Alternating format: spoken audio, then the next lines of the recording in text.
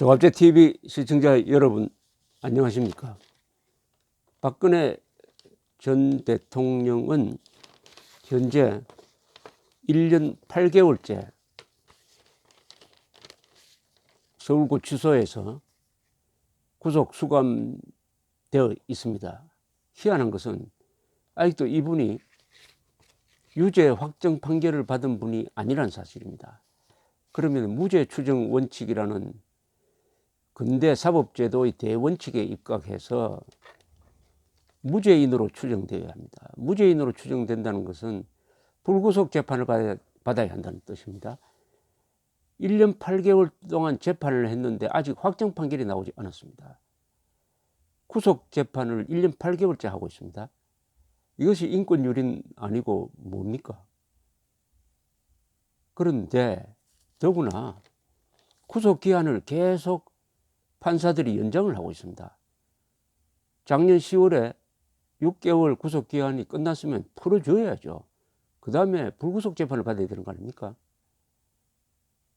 형이 확정되면은 그때 감옥에 넣어도 됩니다. 그런데 불구속 재판의 요건이 해당되지 않는 사람은 증거인멸의 염려가 있다. 그리고 거주가 불확실하다. 도주의 가능성이 있다는 요 세 가지 조건에 전혀 해당되지 않습니다. 그러면은 박근혜 전 대통령이 지금 구속재판을 받고 있는 이유는 전 대통령이기 때문에, 탄핵된 사람이기 때문에, 그리고 박정희의 딸이기 때문에 라고 추정이 됩니다. 어쨌든 한국 법치를 몇십 년 뒤로 후퇴시킨 인권유린의 지금 재판이 계속되고 있습니다. 문제는 지금 박 전 대통령이 이미 연세도 이제 60대 후반으로 들어갔습니다. 몸이 아프다는 사실입니다. 몸이 아프다는. 조선일보 보도에 의하면 산책을 안 하고 식사도 남기고 독방에서 칩거하고 있다는 겁니다. 그전에는 산보도 산책 바깥으로 나와서 운동도 하고 안에서 스트레칭도 하고 요가도 하고 했는데 이제는 몇 달 전부터 운동 시간에 나오지 않고 독방에 온종일 머무는 날이 많아졌다. 교도관들이 넣어주는 식사도 거의 남긴다고 합니다. 구치소 측에서도 상태를 걱정하고 있어가지고 한 관계자는 저러다 큰일이 날까 걱정이 될 때가 많다. 저러다가 큰일이 날까 걱정이 될 때가 많다. 라는 말을 했다고 합니다. 만나는 사람도 아주 제한적이라서 1심 재판을 맡다가 도중에 사임한 유영하 변호사와의 접견이 전부랍니다. 그것도 한 달에 서너 번 정도밖에 만나지 않는다. 유 변호사는 박 전 대통령이 올해 들어와서 지병인 목과 허리 쪽의 디스크가 더 심해져서 방에서 스트레칭도 거의 못하고 운동 시간에 나가는 것도 어려운 상태라고 이야기를 했습니다. 밤에도 통증이 심해가지고 밤잠을 설칠 때가 많다. 지난해 몇 차례에 걸쳐서 서울 성모병원에서 허리 디스크 진료를 받았습니다.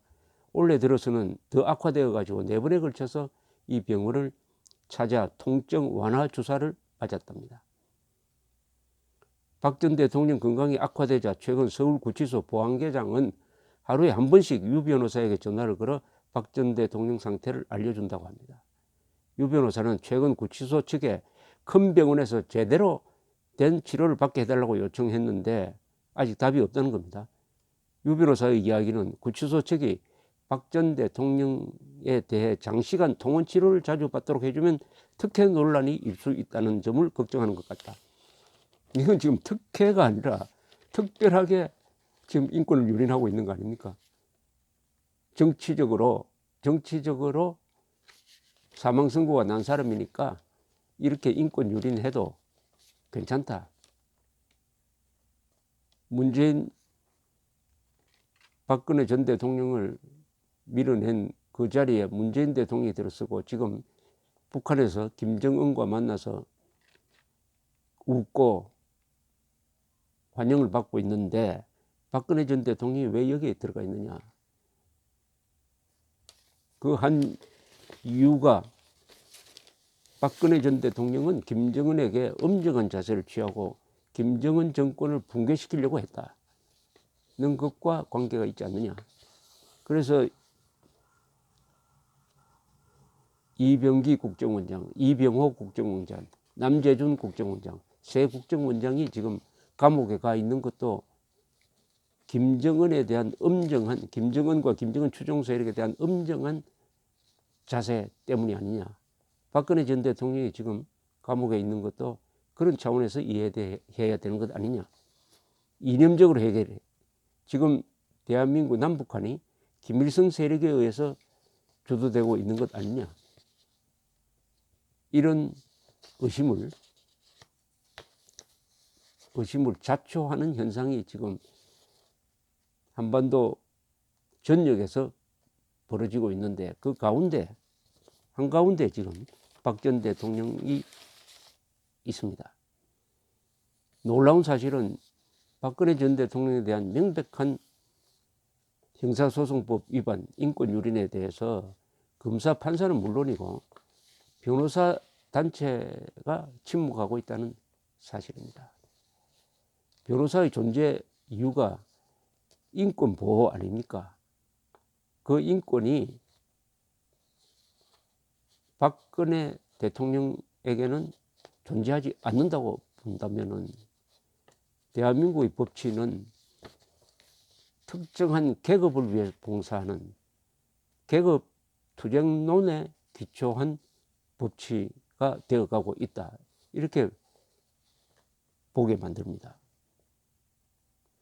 박 전 대통령이 재판을 거부할 때 이런 표현을 썼습니다. 작년 10월이죠. 1심 재판부가 기한이 만료된 구속영장을 추가로 발부하자, 이런 성명서를 낭독하고 그 뒤로부터 재판이 나오지 않고 있습니다. 헌법과 양심에 따라 재판할 것이라는 재판부에 대한 믿음이 더는 의미 없다는 결론에 이르렀다. 법치의 이름을 빌린 정치보복은 책에서 마침표가 찍어졌으면 한다. 이렇게 이야기를 했습니다.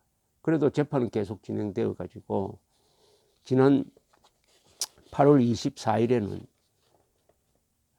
징역 25년에 벌금이 200억 원이 됐습니다. 징역 25년. 징역 25년을 다 살면 90세 넘어서 나와야 합니다. 연쇄살인범도 아닌데 징역 25년입니다. 징역 25년. 그런데 그 선고문은 아주 도도합니다. 오만하다고까지 포함해야 되겠습니다. 왜냐하면 훈계문 같습니다. 피고인의 이 사건 각 범행으로 말미암아 헌정사상 초유의 탄핵 결정으로 인한 대통령 파면이라는 사태를 맞이하게 되었고, 그 과정에서 국민과 우리 사회 전체가 입은 고통의 크기는 이를 헤아리기 어렵다. 그럼에도 피고인은 이 사건 범행을 모두 부인하며 자신의 잘못을 반성하는 모습을 보이지 않았고 등등 정당한 이유 없이 법정 출석을 거부함으로써 국정농단 사태와 관련하여 실체적 진실이 낱낱이 밝혀지기를 기대하는 국민의 마지막 여망마저 철저히 외면하였다. 아니, 이 사건을 통해서 새로 밝혀질 무슨 국정농단 사태가 있습니까? 이미 다 끝난 것 아닙니까? 그런데 다 밝혀진 국정농단 사태가 더 드러날 진실이 있는데 그게 협조하지 않으니까 징역 25년? 1심보다 더 올려가지고. 그런데 이 마지막 문장 하나가 결정적입니다. 이 선고문의 마지막 문장 하나를 제가 불러드리겠습니다. 다만 이 사건 각 범행으로 피고인이 직접적으로 취득한 이익은 확인되지 않았고 롯데그룹부터 받은 70억 원은 이미 반환되었다. 참 희한하죠. 뇌물죄가 적용되었기 때문에 이렇게 중형이 나왔는데 피고인이 직접 받은 돈은 한 푼도 없다는 겁니다. 그런데 징역 25년에 몸이 아픈 상태에서 구속재판 받고 1년 8개월 동안 미결수로서 수감되어 있다. 이게 법치 국가입니까? 박정희 대통령이기 때문에 이렇게 해도 된다 하면 이건 연좌제입니다. 그죠? 그리고 정치적으로 밀려난 힘이 없는 정치인이기 때문에 이렇게 해도 된다면 이것은 정치재판입니다. 정치재판. 어느 쪽이든. 근대 사법주의의 대원칙인 무죄 추정 원칙, 불구속 재판 원칙을 훼손하고 있습니다. 만약 이 교도소 측에서 걱정하는 대로 이러다가 큰일이 날까 걱정이다. 이런 사태가 만약 온다면은 그때 어떻게 하겠습니까? 자유한국당이 이때 발언을 해야 합니다. 자유한국당이 박근혜 전 대통령을 몰아내는데 사실은 앞장섰던 세력이 지금 당권을 잡고 있는 거 아닙니까? 그 사람들이 인간적으로 용서를 받으려면, 그리고 이념적 용서는 좀 받기 힘들겠지만은 역사적 평가에서 조금 정상이 참작되려면은 최소한 석방하라. 석방한 상태에서 재판하라. 몸이 아픈 할머니입니다. 할머니를 구속 재판하는 것은 대한민국에 대한 수치다. 이 정도 이야기는 해야 될 것이라고 생각합니다. 감사합니다.